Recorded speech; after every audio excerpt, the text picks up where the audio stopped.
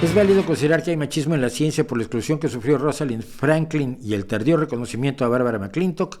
A ver, Rosalind Franklin no fue excluida. Rosalind Franklin no fue excluida. Rosalind Franklin, brillante especialista en cristalografía, rayos X, no fue excluida. Se murió antes de que les dieran el premio Nobel y el premio Nobel no se le entrega a muertos. No se le entrega a muertos. En el premio Nobel se incluyó a la persona que era el jefe de laboratorio de Rosalind Franklin porque Rosalind Franklin ya había muerto.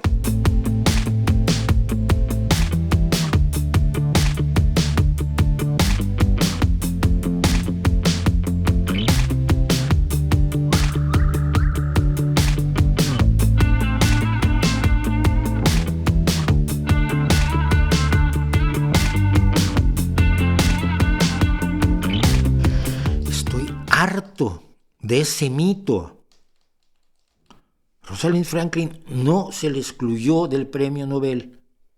A ver si lo entendemos. Lo repito una vez más, a Rosalind Franklin no se le excluyó del premio Nobel porque nunca se le ha dado un premio Nobel a un muerto. De hecho, hay gente que ya siendo muy mayor no se lo quieren dar. Fue lo que le pasó a Borges, decían algunas veces los normales de la Academia Sueca. Es que ya es muy mayor, pues gracias, ¿no? Entonces, bueno, ahora, el tardío reconocimiento a Barbara McClintock. Problema, lee lo que dice Barbara McClintock al respecto. Primero que nada, sus publicaciones eran sumamente difíciles de entender y no fueron publicaciones hechas en los lugares más indicados. Sus descubrimientos son muy importantes, pero ella misma sabe por qué no hubo un reconocimiento inmediato.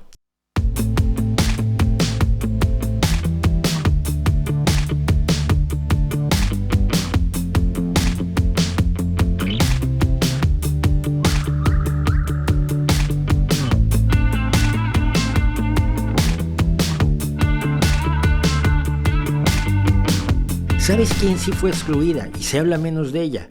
Jocelyn Bell. Jocelyn Bell, que es la que hace los descubrimientos, es excluida del premio Nobel. Ahí sí. Por machismo, por costumbre, por error, por estupidez, lo que sea. El caso de Jocelyn Bell sí es lacerante, pero no es tan famosa como Rosalind Franklin.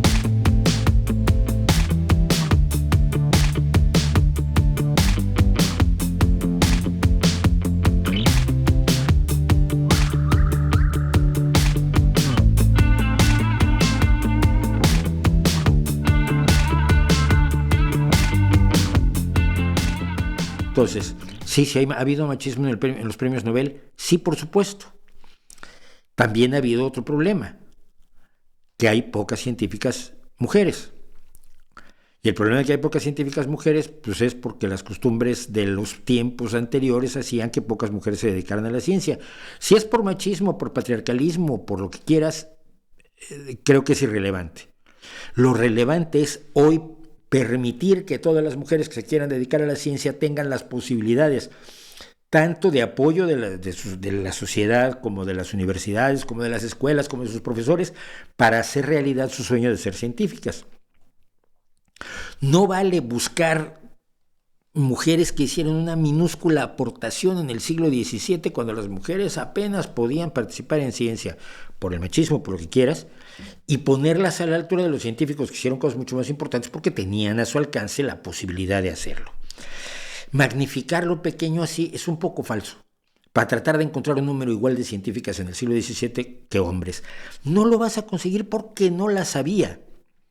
Pero no se trata de reparar el pasado, que es en lo que se quedan muchos. Vamos a reparar el pasado, sí, Jocelyn Bell y Barbara McClintock y Rosalind Franklin.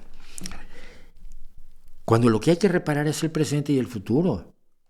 Cuando lo que hay que decirles a las chicas es: ¿quieres ser física nuclear? Hombre, sí pasa.